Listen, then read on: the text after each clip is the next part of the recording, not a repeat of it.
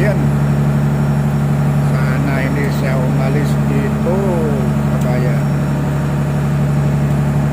Kalalaki pa naman ito tulingan, no, kabayan. Yan, naglaro-laro, kabayan. Ulan kasi ba? Tingnan mo, kabayan, ha.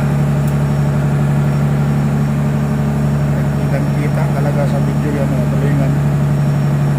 May maraming kurap rin sa ilalim. Maka dami yata ito sa ilalim ito, kabayan. Ayun, no? Laro-laro. Aga pa kasi, alas 7 pa ng hapon. Wala na doon, no?